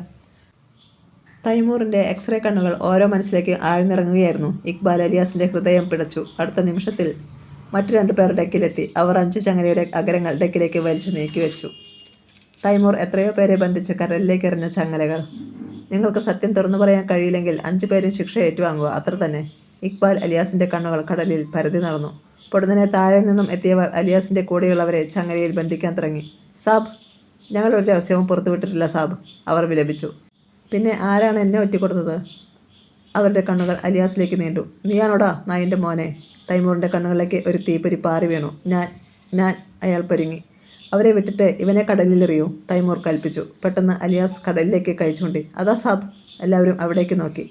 കടലിൽ പൊട്ടുകൾ പോലെ എന്തോ. തൈമൂറിൻ്റെ നെറ്റി ചുളിഞ്ഞു. അയാൾക്ക് അപകടം മണത്തു. പൊട്ടുകൾ വലിയതായി വന്നു. ബോട്ടുകൾ. തൈമൂർ പെട്ടെന്ന് ബൈനോക്കുലർ എടുത്തു. അതിൽ പോലീസ് ബോട്ടുകൾ തെളിഞ്ഞു കണ്ടു. ഇക്ബാൽ അലിയാസിനെ ബന്ധിക്കാൻ മുന്നോട്ട് വന്നവരെ നോക്കി തൈമൂർ അലറി. വേണ്ട, വേഗം തയ്യാറാക്കുക. അവർ ആയുധങ്ങളെടുക്കാൻ താഴേക്ക് പാഞ്ഞു. അലിയാസും തൈമൂറും ബാക്കിയായി. തൈമൂർ വയർലെസ് വഴി കൺട്രോൾ റൂമുമായി ബന്ധപ്പെട്ടു. വേഗം കപ്പൽ താഴ്ത്തുക. ബോട്ടുകൾ വെള്ളത്തിന് മുകളിൽ വട്ടം കറങ്ങുകയുള്ളൂ. തങ്ങളിപ്പോൾ വെള്ളത്തിനടിയിലേക്ക് ഓളിയിടും, തൈമൂർ ഓർത്തു. നിമിഷങ്ങൾ അയാൾ കാത്തുനിന്നു. കപ്പലിൻ്റെ മേൽമൂടി ഉയരുന്നില്ല. വീണ്ടും വീണ്ടും നിർദ്ദേശിച്ചു. കൺട്രോൾ റൂമിൽ നിന്നും പ്രതികരണമൊന്നുമില്ല. അയാൾ ഞെട്ടി. വയർലെസ് വലിച്ചെറിഞ്ഞിട്ട് അയാൾ ലൈറ്റിംഗ് മെഷീൻ ഗൺ വലിച്ചെടുത്തു. താഴെ നിന്നും പരിഭ്രാന്തനായി ഒരാൾ ഓടിയെത്തി. സാബ്, കൺട്രോൾ റൂമിലുണ്ടായിരുന്ന 3 പേരും മരിച്ചു കിടക്കുന്നു. ഇനി ഇത് മുങ്ങിക്കപ്പലാകുവാൻ കഴിയില്ല. യന്ത്രങ്ങൾ മുഴുവൻ തകരാറിലായിരിക്കുന്നു. ശത്രുക്കളിൽ ആരോ കപ്പലിൽ കടന്നിട്ടുണ്ട്, അയാൾ പറഞ്ഞിട്ട് താഴേക്കോടി. തൈമൂർ കിടങ്ങിപ്പോയി. തൈമൂർ അറിയാതെ ഒരു ശത്രു കപ്പലിൽ കടന്നോ? ബോട്ടുകൾ അടുത്തെത്തിക്കഴിഞ്ഞു. നിമിഷങ്ങൾക്കുള്ളിൽ അവ കപ്പലിനെ വലയം ചെയ്തു. അതിൽ നിന്നും കമാൻഡോകൾ കപ്പലിന് നേരെ തോക്കുകൾ ചൂണ്ടി. മെഗാഫോണിലൂടെ ഗർജനം മുഴങ്ങി. തൈമൂർ, രക്ഷപ്പെടാൻ ശ്രമിക്കരുത്. ഞങ്ങളുടെ കുട്ടികളെ തിരികെ തന്നിട്ട് മര്യാദയ്ക്ക് കീഴടങ്ങുക. തൈമൂറിൻ്റെ തലച്ചോറ് കത്തിയെരികയായിരുന്നു. തൈമൂറിനോട് കൽപ്പിക്കുന്നോടാ നായൻ്റെ മോന്മാരെ. അയാൾ തിരിഞ്ഞ് ഇക്ബാൽ അലിയാസിനെ നോക്കി. അയാളും ഒരു തോക്കുമായി ഏതാക്രമണത്തെയും നേരിടുവാൻ തയ്യാറായി നിൽക്കുകയായിരുന്നു. വേഗം പോയി റോക്കറ്റ് ആക്രമണം നടത്തടാ. അവന്മാർ പിടഞ്ഞു വീണു മരിക്കട്ടെ. ഒറ്റയെണ്ണം പോലെ രക്ഷപ്പെടരുത്. ഇക്ബാൽ അലിയാസ് താഴേക്ക് പാഞ്ഞു. തൈമൂർ കാതോർത്തു. എന്തേ റോക്കറ്റുകൾ പ്രവർത്തിക്കുന്നില്ല? അല്പനേരം കഴിഞ്ഞപ്പോൾ അലിയാസ് തിരികെ എത്തി. ഒറ്റ റോക്കറ്റുകളും പ്രവർത്തിക്കുന്നില്ല. മിസൈൽ സംവിധാനം മുഴുവൻ തകർന്നിരിക്കുന്നു. പേർ പിടിച്ച പട്ടിയെപ്പോലെ തൈമൂർ ഡെക്കിലൂടെ അങ്ങിങ്ങോടി. പിന്നെ താഴേക്ക് പാഞ്ഞു. തിരികെ വന്നത് റോജയെയും സൂസനെയും കൊണ്ടായിരുന്നു. ഇക്ബാൽ അലിയാസിൻ്റെ കണ്ണുകൾ കുറുക്കി. സൂസനെയും റോജയും ഡെക്കിൽ തല്ലി അലച്ചു വീണു. അവിടെ നിന്നും അവരെ വലിച്ചുയർത്തിട്ട് തൈമൂർ അലി അവരുടെ നേരെ തോക്ക് ചൂണ്ടി. കമാൻഡോകൾ ഈ രംഗം കണ്ടുനിന്നു. തൈമൂർ അനന്തരം മെഗാഫോണിലൂടെ കൽപ്പിച്ചു. നിങ്ങൾ മര്യാദയ്ക്ക് തിരികെ പോകണം. ഇല്ലെങ്കിൽ ഈ പെൺകുട്ടികൾ പിടഞ്ഞു വീഴുന്നത് കാണേണ്ടി വരും. കമാൻഡോകൾക്കിടയിൽ പരിഭ്രാന്തി നിറഞ്ഞു. തൈമൂർ തുടർന്നു. അതേപോലെ കേരളത്തിലേക്ക് പ്ലേഗിനടിമയായ എലികൾ ഇപ്പോൾ മുതൽ നുഴഞ്ഞു കയറുകയും ചെയ്യും. ഇത് രണ്ടും നടക്കാതിരിക്കണമെങ്കിൽ നിങ്ങൾ പിന്മാറണം. ഞാൻ 10 നിമിഷങ്ങൾ തരാം. തൈമൂർ എണ്ണിത്തുടങ്ങി. 1. ഇക്ബാൽ അലിയാസ് പിന്നോട്ട് നീങ്ങി. ഇപ്പോൾ അവർ 4 പേര് മാത്രമേ ഡെക്കിലുണ്ടായിരുന്നുള്ളൂ. 2. റോജയും സൂസനെയും മരണം മുന്നിൽ കണ്ടു. ഇയാളുടെ കൈകൊണ്ട് മരിക്കുന്നതിൽ ഭേദം കടലിൽ ചാടി മരിക്കുന്നതാണ്. 3. ഇക്ബാൽ അലിയാസ് താഴേക്കുള്ള വാതിലിനടുത്തെത്തി. താഴെ നിന്നും ആയുധധാരികളായ ഒരു സംഘം ആൾക്കാർ പാഞ്ഞു വരികയായിരുന്നു. 4. അലിയാസ് ശബ്ദമുണ്ടാക്കാതെ വാതിലടച്ചു. പുറത്തുനിന്ന് തഴുതിട്ടു. തൈമൂർ അലി അത് കണ്ടില്ല. അയാളുടെ ശ്രദ്ധ മുഴുവൻ കമാൻഡോകളിലായിരുന്നു. 5. പിന്മാറുന്നതാണ് ഉചിതമെന്ന് കമാൻഡോകൾക്കും തോന്നി തുടങ്ങി. 6. താഴെ നിന്നും ഓടിയെത്തിയ തൈമൂറിൻ്റെ ആൾക്കാർ മുന്നിൽ വാതിലടഞ്ഞ് കിടക്കുന്നത് കണ്ട് നെറ്റിച്ചുളിച്ചു. വാതിൽ മുട്ടിവിളിക്കാൻ അവർ മടിച്ചു. കാരണം ഡെക്കിൽ തൈമൂറുണ്ട്. ഒരുപക്ഷെ കപ്പലിൽ കടന്നുകൂടിയിരിക്കുന്ന ശത്രു ഡെക്കിലേക്ക് എത്താതിരിക്കുവാനാണ് വാതിൽ അടച്ചതെന്ന് അവർ അനുമാനിച്ചു. 7. കമാൻഡോകളുടെ മനസ്സിലും പതർച്ച ബാധിച്ചു തുടങ്ങി. പക്ഷേ പിന്മാറുവാൻ ആരും ഉത്തരവിടുന്നില്ല. എന്തു വന്നാലും പിന്മാറരുത് എന്നാണ് നേരത്തെ കിട്ടിയിരുന്ന ആജ്ഞ. 8. പെൺകുട്ടികളുടെ ഹൃദയം ധൃതിയിൽ മിടിച്ചു. മരണവുമായുള്ള ദൂരം കേവലം 2 നിമിഷങ്ങൾ. ഇക്ബാൽ അലിയാസ് മുന്നോട്ട് ചുവടുകൾ വെച്ചു. കമാൻഡോകൾ തോക്കുകൾ തൈമൂറിനെ ലക്ഷ്യം വെച്ചു. പെൺകുട്ടികളെ അയാൾ വെടിവെച്ചാൽ അടുത്ത സെക്കൻഡിൽ അയാളെയും തകർക്കണമെന്ന് അവർ തീരുമാനിച്ചു കഴിഞ്ഞിരുന്നു. 9. തൈമൂർ അലിയുടെ കണ്ണുകളിൽ വന്യമായ ഒരു തിളക്കമുണ്ടായി. മെഷീൻ ഗണ്ണിൻ്റെ ട്രിഗറിൽ വിരൽ മെല്ലെ അമർന്നു. 10. പറഞ്ഞതും ഇക്ബാൽ അലിയാസ് കുതിച്ചു ചാടിയതും ഒന്നിച്ചായിരുന്നു. തൻ്റെ കയ്യിലിരുന്ന ഗൺ വായുവിൽ പറക്കുന്നതാണ് തൈമൂർ അലി കണ്ടത്. അനന്തരം അലിയാസ് തൻ്റെ തോക്ക് തൈമൂറിൻ്റെ പുറത്തമർത്തി. ഒപ്പം ഇടിവെട്ടും പോലെ ഗർജിച്ചു. ഞാൻ ഇക്ബാൽ അല്ലടാ, പാകിസ്ഥാനി ബസ്റ്റാഡേ. പറഞ്ഞതും അയാൾ തൻ്റെ തലമുടിയും മുഖത്തണിഞ്ഞിരുന്ന നേരിയ മാസ്കും വലിച്ചെടുത്തു. പിന്നെ പറഞ്ഞു, ആം അലക്സാണ്ടർ, DYSP അലക്സാണ്ടർ. ശിരസിൽ ഒരു ബോംബ് വീണതുപോലെ തൈമൂർ അലി നടുങ്ങി. അന്തിമ വിജയം നിനക്കെന്ന കപടധാരണ തിരുത്തി കുറിക്കുവാനുള്ള സമയമായി തൈമൂറെ. പെൺകുട്ടികൾ ആശ്വാസത്തോടെ ഓടിമാറി. തൈമൂർ തരിച്ചു നിന്നു. ബോട്ടുകൾ കപ്പലിൻ്റെ തൊട്ടടുത്ത് എത്തിക്കഴിഞ്ഞിരുന്നു. പെൺകുട്ടികൾ കയർ ഗോവണി താഴേക്ക് എറിഞ്ഞുകൊടുത്തു. അതുവഴി കമാൻഡോകൾ അതിദ്രുതം മുകളിലെത്തി. ആണാണെങ്കിൽ ആയുധം കളഞ്ഞിട്ട് നേരിട്ട് പൊരുതടാ, തൈമൂർ അലറി. ഞാൻ അതിന് തന്നെയാണടാ ഭാവിക്കുന്നത്. അലക്സാണ്ടർ തോക്കുമാറ്റി. കമാൻഡോകൾ ചുറ്റും നിന്നു. ഇത് അന്തിമ യുദ്ധമാണ്. അലക്സാണ്ടർ കമാൻഡോകളെ നോക്കി. ഞങ്ങളിൽ ഒരാൾ മാത്രമേ ഉണ്ടാകൂ. എന്ത് സംഭവിച്ചാലും നിങ്ങളാരും ഇതിൽ ഇടപെടരുത്. കമാൻഡോകൾ അകലേക്ക് മാറി. അപ്പോഴേക്കും പെൺകുട്ടികളെ 2 പേരെയും കയർ ഗോവണി വഴി താഴെയുണ്ടായിരുന്ന സ്പീഡ് ബോട്ടിൽ കയറ്റി കഴിഞ്ഞിരുന്നു. ജലത്തിൻ്റെ മാറിലൂടെ ഒരു വെടിയുണ്ട പോലെ ബോട്ട് അകന്നുപോയി. 2 വന്യമൃഗങ്ങളെപ്പോലെ അലക്സാണ്ടറും തൈമൂർ അലിയെ മുഖാമുഖം നോക്കി. തൈമൂറിൻ്റെ കണ്ണുകളിൽ എരിയുന്ന അഗ്നിക്ക് ഈ കപ്പലിനെ അപ്പാടെ ശാമ്പലാക്കുവാനുള്ള ശക്തിയുണ്ടെന്ന് അലക്സാണ്ടർക്ക് തോന്നി. അലക്സാണ്ടർ അണപ്പല്ലുകൾ ഞെരിച്ചു. പാകിസ്ഥാനിലെ ശക്തനായ ഗറില്ല പോരാളിയാണ് മുന്നിൽ. അപ്രതീക്ഷിതമായ ഒരു സെക്കൻഡിലായിരുന്നു തൈമൂറിൻ്റെ ആക്രമണം. അലക്സാണ്ടർ നെഞ്ചിൽ ചവിട്ടേറ്റ് പിന്നോട്ട് മലർന്നു വീണു. അവിടെ നിന്ന് എണീൽക്കാൻ കഴിയും മുമ്പ് ഒരു കാട്ടുപന്നിയെപ്പോലെ തൈമൂർ കുതിച്ചു ചാടിക്കഴിഞ്ഞിരുന്നു. അലക്സാണ്ടർ ഉരുണ്ടുമാറി. ഇരുവരും തറയിൽ കെട്ടിപ്പിടിച്ചുരുണ്ടു. അതിനിടെ ഒരു ഉൽക്കയുടെ ശക്തിയിൽ അലക്സാണ്ടറുടെ കാൽമുട്ട് തൈമൂറിൻ്റെ അടിവയറ്റിൽ പതിഞ്ഞു. തൈമൂർ പതറിപ്പോയി. എന്നാൽ സെക്കൻഡുകൾക്കുള്ളിൽ തൈമൂർ തിരിച്ചടിച്ചു. അലക്സാണ്ടറുടെ മുഖത്ത് ഒരു കൂടം കണക്കെ തൈമൂറിൻ്റെ ചുരുട്ടിയ കൈ വന്നു വീണു. മൂക്കിൽ നിന്നും രക്തം കിരിഞ്ഞു. ഇരുവരും ഒരുവിധാനം എണീറ്റു. വീണ്ടും സംഘട്ടനം. കമാൻഡോകൾ ശ്വാസം അടക്കി പിടിച്ചു നിന്നു. ആര് ജയിക്കും, ആര് തോൽക്കും എന്നങ്ങോട്ട് തീർത്തു പറയുവാൻ കഴിയാത്ത അവസ്ഥ. ഇതിനിടെ അലക്സാണ്ടറുടെ അടിയേറ്റ് തൈമൂർ ഡെക്കിൻ്റെ സൈഡിലേക്ക് വേച്ചുപോയി. പിന്നാലെ കുതിച്ചെത്തിയ DYSP അയാളുടെ വലത് കൈ പിന്നോട്ട് തിരിച്ചു ചവിട്ടി. ടക്ക്. അസ്ഥി ഒടിയുന്ന ശബ്ദം. അയാളുടെ കൈ പ്രവർത്തന ശക്തിയില്ലാതെ തൂങ്ങിക്കിടന്നു. അസഹ്യമായ വേദനയാൽ അയാൾ അലറിക്കറിഞ്ഞു. തൻ്റെ കൂടെയുള്ളവർ രക്ഷയ്ക്കെത്താഞ്ഞ് അവരെ ചീത്ത വിളിച്ചു. തൈമൂറിൻ്റെ 2ാമത്തെ കൈയും അലക്സാണ്ടർ ഒടിച്ചു കളഞ്ഞു. കഴുത്തൊടിഞ്ഞ കോഴിയെപ്പോലെ അയാൾ ഡെക്കിൽ കിടന്നു പിടച്ചു. കേരളത്തിലെ പോലീസുകാർ ബസ്റ്റാർഡുകളല്ലെന്ന് നിനക്കിപ്പോൾ മനസ്സിലായോടാ? കിതപ്പടിക്കൊണ്ട് അലക്സാണ്ടർ ചോദിച്ചു. തൈമൂർ അപ്പോഴും ചീത്ത വിളിച്ചു. വല്ലാത്തൊരു ആവേശത്തോടെ അലക്സാണ്ടർ തൈമൂറിനെ വലിച്ചിഴിച്ച് ചങ്ങലക്കരികിൽ കൊണ്ടുവന്നു. പിന്നെ അയാളുടെ കൈകൾ അതിൽ ബന്ധിച്ചു. നീ ഒരുപാട് പേർക്ക് ശിക്ഷ വിധിച്ചിട്ടുള്ള ചങ്ങലയാണിത്. ഇതിൻ്റെ സുഖം നീ കൂടി അറിയണം. പറഞ്ഞതും തൈമൂറിനെ അയാൾ കടലിലേക്ക് വലിച്ചെറിഞ്ഞു. കടലിൽ ഓളങ്ങളിളകി. ജലപ്പരപ്പിൽ കുമിളകളുണ്ടായി. ഞങ്ങൾ വളരെ സാവധാനത്തിൽ കരയ്ക്കെടുക്കും. അപ്പോൾ നിനക്ക് ജീവനുണ്ടെങ്കിൽ നിന്നെ ഞാൻ രക്ഷിക്കാം. Taimur, good bye. അയാൾ തിരിഞ്ഞ് കമാൻഡോകളെ നോക്കി. ആ വാതിലിനപ്പുറം തൈമൂറിൻ്റെ ആൾക്കാർ തോക്കേന്തി നിൽപ്പുണ്ട്. പക്ഷേ തൈമൂർ നഷ്ടപ്പെട്ട വിവരം അറിഞ്ഞു കഴിയുമ്പോൾ അവർ തോക്കുയർത്തില്ല. കമാൻഡോകൾ വാതിൽക്കിലേക്ക് നീങ്ങി. വാതിൽ തുറന്നു. മുൻനിരയിൽ നിന്നിരുന്നവർ വെടിയേറ്റ് വീണു. പിന്നിൽ ഉണ്ടായിരുന്നവർക്ക് ആക്രമിക്കാൻ കഴിയും മുമ്പ് തൈമൂർ അലി മരിച്ച വിവരം അനുയായികൾ അറിഞ്ഞു. അതോടെ ശേഷിച്ചവർ കീഴടങ്ങി. കമാൻഡോകൾ അവരെ ബന്ധനത്തിലാക്കിയിട്ട് അകത്തേക്ക് പാഞ്ഞുപോയി. DYSP അലക്സാണ്ടർ വാച്ച് നോക്കി. സമയം 12:29. അയാൾ വയർലെസ്സിലൂടെ DGയുമായി ബന്ധപ്പെട്ടു. സർ, തൈമൂറിൻ്റെ 3.5 മണിക്കൂർ അവസാനിക്കാൻ ഇനിയും 11 മിനിറ്റുകൾ ബാക്കിയുണ്ട്. നമ്മുടെ 3.5 മണിക്കൂർ അവസാനിക്കാൻ 1 മിനിറ്റും. ഓപ്പറേഷൻ തൈമൂറിൻ്റെ ഫയൽ ക്ലോസ് ചെയ്യാം. പെൺകുട്ടികൾ ഇപ്പോൾ സുരക്ഷിതരായി അങ്ങയുടെ അരികിൽ എത്താറായി കാണും. ഗവർണർ സാറിനെ കൂടി വിവരം അറിയിക്കണം. അലക്സാണ്ടർ എവിടെ നിന്നാണ് സംസാരിക്കുന്നത്? കപ്പലിൽ നിന്ന്. നിങ്ങളെങ്ങനെ അവിടെ എത്തി? അതൊക്കെ നേരിൽ കാണുമ്പോൾ പറയാം. Thank you very much Alexander. അയാൾ പതിയെ ചിരിച്ചു. പിന്നെ വയർലെസ് ഓഫ് ചെയ്തിട്ട് കൺട്രോൾ റൂമിലേക്ക് നടന്നു. അവിടെ ഉണ്ടായിരുന്നവരെ വെടിവെച്ച് കൊന്നിട്ട് താൻ തകരാറിലാക്കിയ സിസ്റ്റങ്ങൾ നേരെയാക്കണം. എങ്കിലേ കപ്പൽ ചലിക്കൂ. തൻ്റെ സുഹൃത്തിൻ്റെ മേക്കപ്പ് കൊണ്ടാണ് ഇക്ബാലിൻ്റെ രൂപത്തിൽ ഇവിടെ എത്താൻ കഴിഞ്ഞതെന്ന് അയാൾ നന്ദിയോടെ ഓർത്തു. ഈ കഥ ഇവിടെ പൂർണ്ണമാകുന്നു.